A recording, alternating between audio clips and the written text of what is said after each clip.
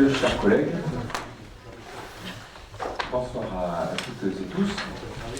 Nous voici réunis pour la première séance de conseil municipal de cette année 2017. Je voudrais, à moment de l'appel, souhaiter la bienvenue à Solange Poudens, qui rejoint notre équipe municipale, suite à la demande de retrait d'Emmanuel Lacroix, qui change de métier depuis plusieurs mois et qui est donc beaucoup moins disponible qu'elle ne pouvait l'être au début du mandat, et qui donc a souhaité passer le flambeau à Solange, qui est nouvellement à la retraite, ce qui laisse un Daniel un peu plus libre. Et donc, en retenant à tous, je lui souhaite la bienvenue. Dès lors, je peux procéder à l'appel. Marion Bergignan. Serge Cavalier a donné procuration à Marion. Marie-Ange Bader. Oui. Jacques Choulet. Marie-Claire Duprat. Oui. Jean-Marc Fabier. Présent. Sophie Dupouille. Arnaud Fabre. Elisabeth Brett. Johan Labarère. Aurélie Guébec. Bruno Lamaison m'a donné sa procuration. Sylvie Sauvignon. Émilie Bourguet a donné procuration à Jean-Marc Fabier. Christophe Priam, qui fait la clôture de son magasin, va nous rejoindre dans quelques minutes. Solange Poudens. Alain Massal. Laurent Langlade. Christelle Permoisin a donné procuration à Madame Duprat. Christophe Bergès. Marjorie Fautus. Olivier Martinez. Présent. Nadine Pinchoré. Présent. André Lafargue. Présent. Alain Rambat. Présent. Jean-Luc Queselin. Soyez toutes et tous donc les bienvenus. Vous avez sous les yeux, j'en profite, le nouvel ouvrage qui vient de sortir aux éditions Confluence, Saint-Sevé, Cap de Gascogne, qui est le fruit du travail de Marie Ferré et donc du partenariat entre la région Nouvelle-Aquitaine et la ville de Saint-Sevé, puisque ce travail est l'inventaire patrimonial auquel s'est rajouté également un inventaire immatériel que vous retrouverez dans certaines des pages au travers de la tauromachie, du travail de la plume, est un travail scientifique poussé qui a permis de mettre en évidence certaines réalités, de mettre fin à certaines croyances, de mettre en évidence des choses qu'elle a découvertes. Il y a des photos qui sont présentées pour la première fois, notamment des photos anciennes. Et l'esprit de ce livre est de servir, bien entendu, aussi de guide de visite, puisqu'il y a 4 itinéraires qui sont présentés. Et donc, nous offrons, l'éditeur offre à chaque membre du conseil municipal un de ces ouvrages. Puisque nous avons 50... c'est le service régional de l'inventaire. Voilà. C'est le service régional de l'inventaire qui offre, il a offert 50 exemplaires à la mairie de Saint-Sevé. Voilà. Et pour la petite histoire, les photos que vous avez à l'intérieur ont été faites par Michel Dugaud. Michel Dugaud a commencé sa carrière à l'inventaire à Saint-Sevé, puisqu'il y avait eu un inventaire en 1970, et c'est lui qui avait fait, un début d'inventaire en 1970, et c'est lui qui avait fait les photos. Et aujourd'hui, il termine sa carrière à l'inventaire, et il termine sa carrière à Saint-Sevé. Donc la boucle est bouquée pour lui. Et donc c'est l'auteur de la très belle photo que vous avez en couverture. Ouais. Il s'agit donc de livres Visage du patrimoine en Nouvelle-Aquitaine. Il y a 1 à 2 ouvrages par an financés par la région. Le dernier était Arcachon. Nous suivons donc Arcachon. Donc on est là dans des belles cités. Et c'est le premier de Nouvelle-Aquitaine. Ce sera le premier pour toujours de Nouvelle-Aquitaine. Nous allons donc passer à l'ordre du jour. Tout d'abord, y a-t-il des commentaires sur le procès verbal?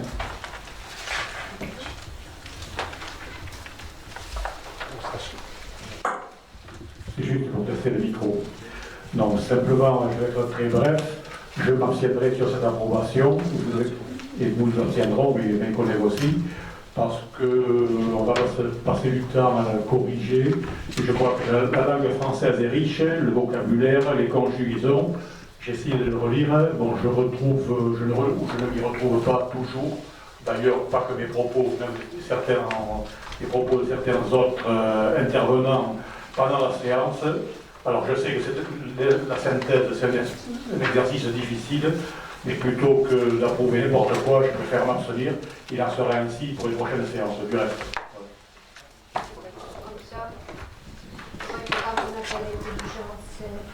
Alors, très sincèrement, autant que vous vous absteniez, je le regrette, mais je peux l'entendre, mais que vous ne me disiez pas par avance, que vous abstiendrez sur les futurs, quels qu'ils soient, je trouve que ça enlève tout crédit à cette intervention.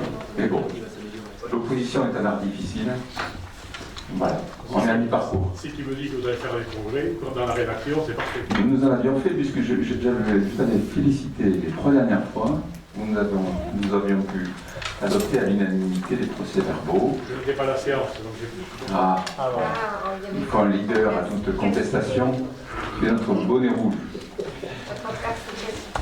Je tiens à rappeler que les conseils municipaux, et c'est un énorme progrès démocratique qui a été fait depuis ce début de mandat, sont retranscrits sur les sites internet, notamment de la ville, et que donc l'ensemble des propos est accessible dès les jours suivants à l'ensemble de la population. Ce n'était pas le cas par le passé. Et donc les procès-verbaux que nous faisons reprennent de manière synthétique les propos. Bon, quand vous ayez abstenu, je vais dire que c'est quelque chose de positif. Au fond, vous ne contestez pas la véracité de ce qui est écrit. Premier point à l'ordre du jour, et qui fait écho à un des points centraux du dernier conseil municipal, une délibération visant à confier à la communauté des communes l'achèvement de la révision générale du PLU. Nous l'avions adopté. Il nous reste à faire la consultation des personnes publiques associées et l'enquête publique. Deux procédures administratives, si vous voulez. Du fait que la loi NOTRe transmet aux communautés des communes la compétence au 1er janvier, que nous ayons fusionné, il vous est soumis donc la délibération confiant à la communauté des communes de Chalosse-sur-Sambre le pouvoir de finaliser ce plan local d'urbanisme. On a eu des échanges avec la préfecture, elle souhaite que les choses soient bien claires, qu'il y ait une délibération en la matière. Y a-t-il par rapport à ça des oppositions, des abstentions? Je vous remercie. Deuxième point, il y a un an, nous procédions à la présentation et à l'adoption du rapport de la Chambre régionale des comptes, qui avait mis en exergue toute une série d'irrégularités, de manquements sur les années précédentes de mandature. Il avait fait également une liste de recommandations et il nous est demandé de tenir informé à la fois la Chambre régionale des comptes, à qui j'adresserai un courrier en suivant de ce conseil, également l'Assemblée que nous représentons, du suivi de la mise en place des réponses apportées aux recommandations. Vous avez pu l'observer dans le rapport de synthèse. Sur les 9 recommandations, il y en a 7 qui sont mises en œuvre, notamment sur l'état de la dette, qui figure désormais sur les comptes administratifs, de l'état des crédits de trésorerie qui ont été annexés aux documents budgétaires, sur les charges des produits qui sont dorénavant rattachés aux exercices pour éviter qu'on bascule d'une année sur l'autre des dépenses pour embellir les comptes, que les variations de stock, c'est-à-dire la valorisation des prix d'achat des terrains, sont dorénavant inscrits dans les comptes administratifs. Nous avions pris une délibération en ce sens sur le lotissement La Fontaine. Qu'enfin, Nous avons adopté une délibération en matière d'amortissement des subventions d'équipement et que la dernière recommandation, qui est à mon sens l'une des plus importantes, qui était celle de contenir le recours à l'emprunt faisant constat du surendettement de la ville. Je vous rappelle que nous avons, chaque année, nous poursuivons une politique de réduction de la dette, mais que nous avons également réaménagé cette dette grâce à une renégociation qui nous a permis de passer de 4,41 à 1% de taux d'intérêt à 2,96. Il y a 2 points sur lesquels les préconisations de la Chambre ne sont pas totalement encore abouties. L'un dont nous contestons la l'utilité, il nous demande à ce que la trésorerie soit saisie de manière distincte pour l'eau, pour l'assainissement et pour la ville. Nous avons fait le choix, et c'est ce que nous avions écrit à l'époque à la Chambre régionale des comptes, que nous préférions avoir une gestion commune de la trésorerie. Pourquoi? Parce qu'il y a des périodes où on a des rentrées d'argent à l'eau, il y a des incidents, et qui sont souvent des périodes où la ville on a des grosses sorties, donc au final, ça permet de réduire le besoin de financement et au fond le recours à des emprunts de courte durée. Donc c'est quelque chose qui nous semble être de nature à minimiser les frais financiers. Et je crois que là-dessus, il y avait une unanimité entre nous. Le deuxième point concerne les délais de paiement, puisque nous revient de payer dans un délai de 30 jours maximum qui n'est pas encore totalement respecté. Pour qu'il puisse l'être, il faut que nous rentrions dans une procédure dite par engagement, et cela passe également par une mise en place de dématérialisation totale des actes du circuit financier, c'est-à-dire que on reçoive les factures par Internet, que les mandatements puissent se faire par Internet. C'est ce qu'on appelle la full dématérialisation, c'est-à-dire une dématérialisation complète qui est en cours, et j'ai bon espoir que d'ici la fin de l'année, elle soit totalement mise en œuvre. Y a-t-il par rapport à ça des commentaires, des questions?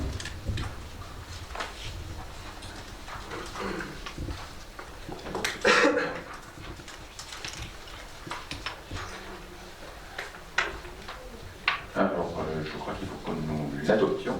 Y a-t-il par rapport? C'est juste une information. Oui, effectivement. C'est juste une information. Donc, je vous propose, puisqu'il n'y a pas de commentaire sur une question, troisième point à l'ordre du jour, qui est le débat d'orientation budgétaire. Comme toutes les villes de plus de 3500 habitants, il nous revient quelques semaines avant l'adoption du budget d'engager entre nous un débat. Et je tiens à remercier Béatrice Edestrade et Jacques Choulet, ainsi que le service de la ville, qui ont beaucoup œuvré pour vous soumettre un rapport qui est très complet, qui décrit en détail à la fois le contexte dans lequel nous évoluons, mais également les actions qui vont être menées cette année, que je résumerai en un mot. Nous menons une action de modernisation de la ville de Saint-Sever. Cette action de modernisation de notre ville, elle intervient dans un contexte qui est toujours particulièrement difficile. Difficile puisque notre pays traverse une crise profonde. Les comptes qui auraient dû revenir en dessous des 3% de déficit en 2017 sont pour le moment toujours largement au-dessus, puisque le déficit de l'État sera de 3,3% en 2016. Nous avons également à noter une croissance économique qui a baissé en 2016 par rapport à 2015, et nous sortons d'une période de 2012 jusqu'à aujourd'hui où la croissance économique est en dessous de 1%, et donc on est structurellement dans une stagnation, et tout ça se traduit par un chômage qui est particulièrement élevé. Dans ce contexte difficile qui ne se rétablit pas, le gouvernement avait décidé au lendemain de l'élection municipale, en avril 2014, d'un plan de réduction des versements aux collectivités locales, un désengagement de l'État qui est un vrai transfert fiscal fait par l'État vers les collectivités locales, que ce soit les communes, les départements ou les régions. Il nous impactera encore cette année, puisque les communes vont faire l'objet d'une baisse de dotation de plus d'1 milliard d'euros. Je tiens à rappeler que pour la commune de Saint-Sevé, la baisse des dotations de l'État, le versement de l'argent de l'État, représente un manque à gagner de 371 000 euros entre 2012 et aujourd'hui. Et donc il nous revient de mener une action publique avec 372 000 euros de recettes en moins. Et pour autant, nous menons au quotidien une action dans laquelle tous les Saint-Sévérins se retrouveront, quel que soit leur âge au fond. Puisque j'en veux pour preuve les écoles, où depuis notre arrivée, nous avons mis en place des temps d'activité périscolaire avec une grande variété, une grande richesse. Raison pour laquelle d'ailleurs nous avons beaucoup de familles des villages alentours qui nous font la demande de pouvoir inscrire leurs enfants chez nous, parce qu'il y a des témoignages de la qualité de ces temps d'activité périscolaire, et également d'une action de modernisation des équipements avec l'école de Pérali qui a été refaite, l'installation de VPI, c'est-à-dire de vidéoprojecteurs qui sont intelligents et qui permettent l'utilisation du système informatique dans la manière d'apprendre. Pour nos jeunes, nous avons également lancé la bourse au permis de conduire, de l'EPC. Et c'est plus d'une quarantaine de jeunes qui ont pu, en donnant un peu de leur temps au cinéma, se financer une partie de leur permis de conduire. Dans le même ordre d'idée, nous avons augmenté à 15 le nombre de jeunes que nous accueillons chaque été. C'est souvent la première expérience professionnelle pour ces jeunes, et donc un prêt tremplin pour l'emploi. Nous l'avons ouvert à des jeunes filles. L'an dernier, nous le renouvellerons cette année. Je tiens à signaler également le soutien renouvelé aux associations, avec un budget qui a été augmenté l'an dernier pour faire face aux nouvelles entités et au développement de nos associations. Je tiens à signaler la nouvelle école de musique, porte 63 élèves, une section de théâtre au syndicat de Gascogne, une section handball au niveau du SAS. Bref, les associations sont en développement dans notre ville et nous les accompagnons. Et enfin, pour nous aider, nous avons aussi une attention à leur égard, puisque nous avons de nouveau retenu un prestataire pour les repas que nous élaborons pour l'EHPAD et les portages de repas, qui est un prestataire qui fait un travail de qualité. Nous n'avons pas retenu le moins disant, et suite à une dégustation, nous avons retenu cette PME qui fait des prestations en retenant une partie de ses achats auprès des fournisseurs locaux d'ailleurs. Je tiens, au-delà de cet accompagnement dans l'action du quotidien qui touche chacun de nos concitoyens, citer quelques actions plus d'ampleur. Nous avons engagé, nous allons le poursuivre cette année, une nouvelle dynamique sur les espaces verts, qui s'est traduit par l'obtention d'un deuxième prix au concours des villes et villages fleuris. Merci aux équipes techniques de la ville qui œuvrent à cette réussite. J'en tiens pour preuve le fauchage manuel de la butte de Morlagne, où chacun a pu constater les élagages des arbres, l'amélioration de ce site. Nous menons une action forte de mise en valeur du patrimoine. Depuis le 25 janvier, notre ville rejoint le club des villes historiques, qui s'est vu donc octroyer le label site patrimonial remarquable de France, et qui permettra des aides pour la rénovation du bâti pour tous nos propriétaires, mais également qui viendra accompagner l'amélioration des grands édifices, puisque sur cette année, nous poursuivrons le réaménagement des Jacobins et nous lancerons la deuxième phase des travaux de l'abbatiale qui se terminera en 2019. 2017 sera enfin l'année où nous allons lancer un vrai plan de redynamisation du centre-ville avec 3 projets phares: la modernisation des halles, la réfection du site de Morlagne, qui est notre jardin public au fond, qui traitera également la place, et la réflexion complète de la liaison entre la ville basse et la ville haute, avec bien sûr un trafic routier qui existera toujours, mais à ses côtés, la création d'une voie piétonne et cyclable totalement sécurisée.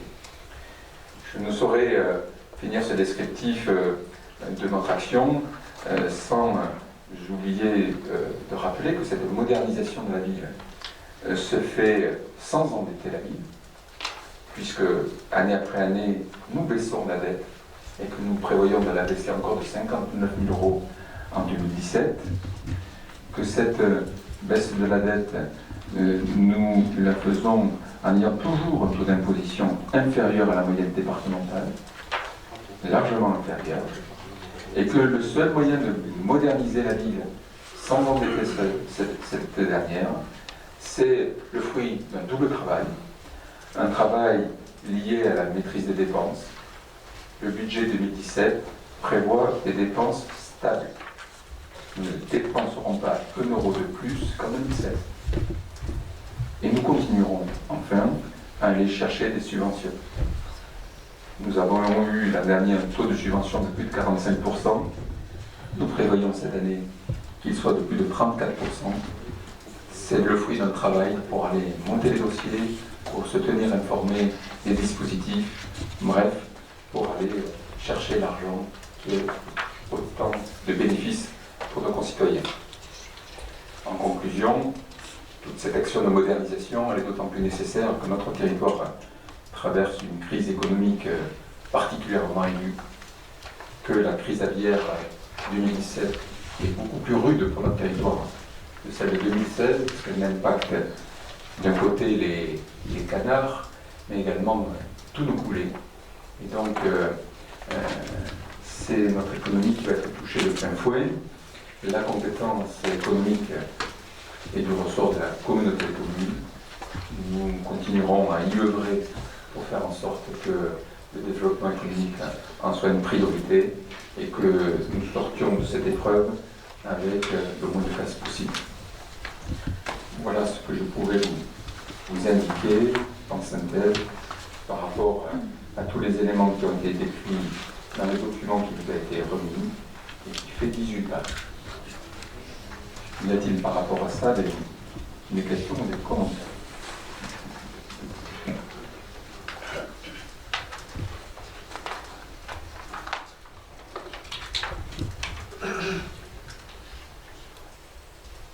S'il n'y a pas de commentaires par rapport à ce projet de modernisation de Saint-Sevé, c'est qu'il vous paraît dès lors clair et enthousiasmant.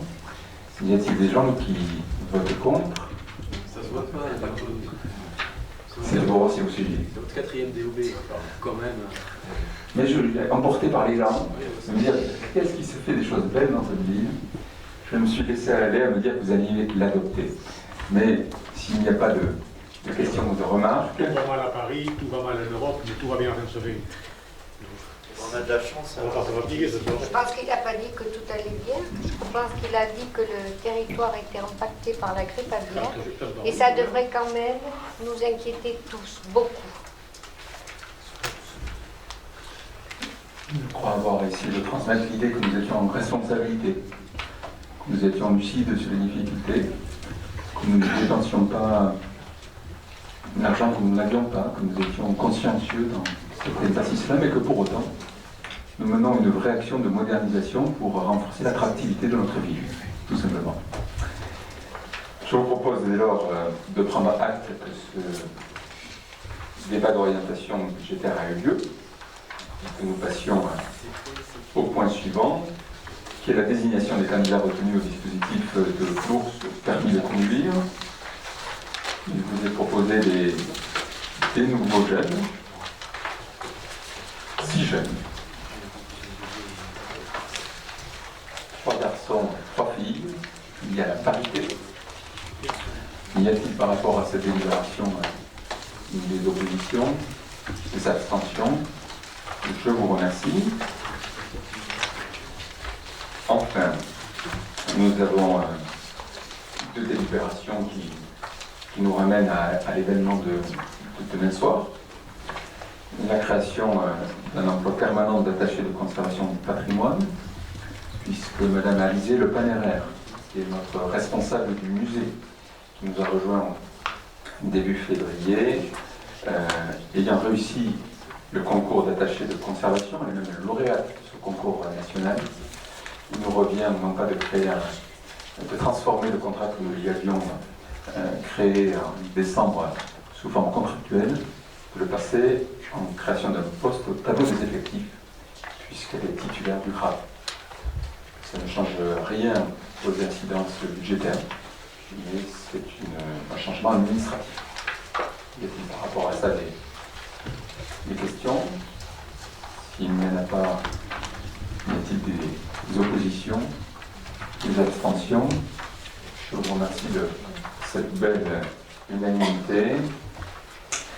Et pour la dernière délibération, je vais passer la parole à Jean-Marc, notre adjoint au patrimoine, puisque au travers des tarifs, c'est aussi l'occasion pour lui de nous rappeler ce qui se passe demain soir à Saint-Sevé, et peut-être de nous faire une nouvelle invitation.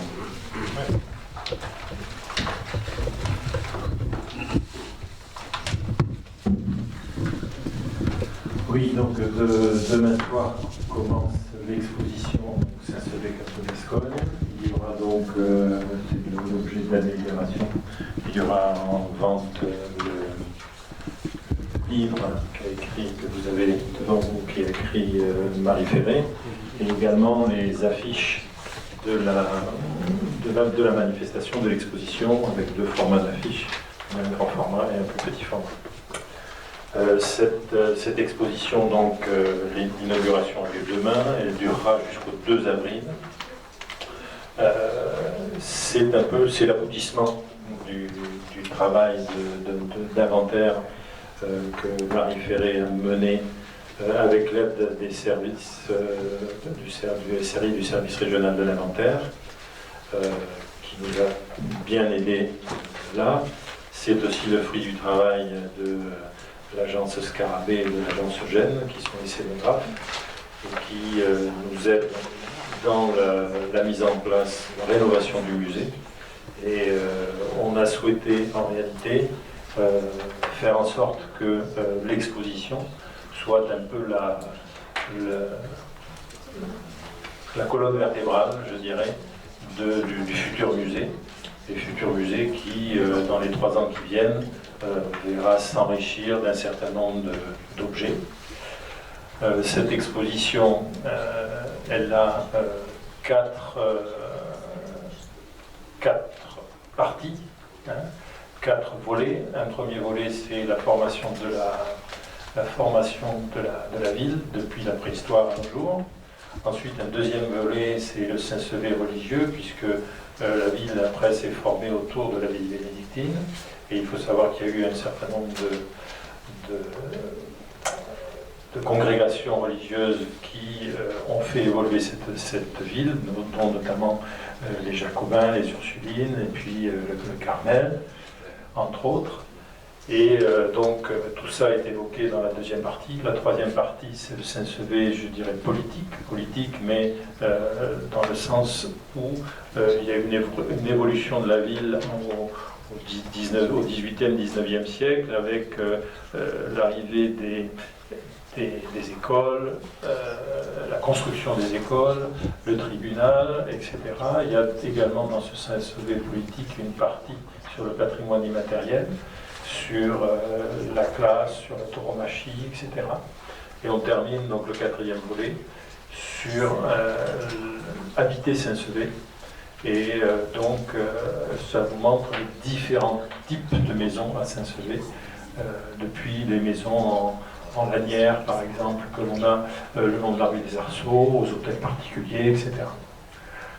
Donc tout ça est agrémenté d'un certain nombre d'objets, dans un cadre partiellement rénové donc, de l'église des Jacobins, avec un éclairage particulier.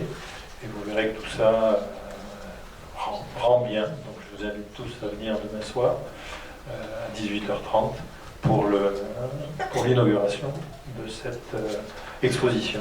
Voilà. Merci Jean-Marc. Alors, il y a une délibération en lien avec cette communication, puisque vous avez tous envie d'acheter l'affiche, elle sera au prix de 5 €, et vous avez tous envie d'acheter le livre et sera à 12 €. Si on a la petite, on n'a pas les moyens d'acheter la maison. Écoutez, chacun a les moyens de son ambition. Elle est à 3 €. Elle est à 3 € et 5 €.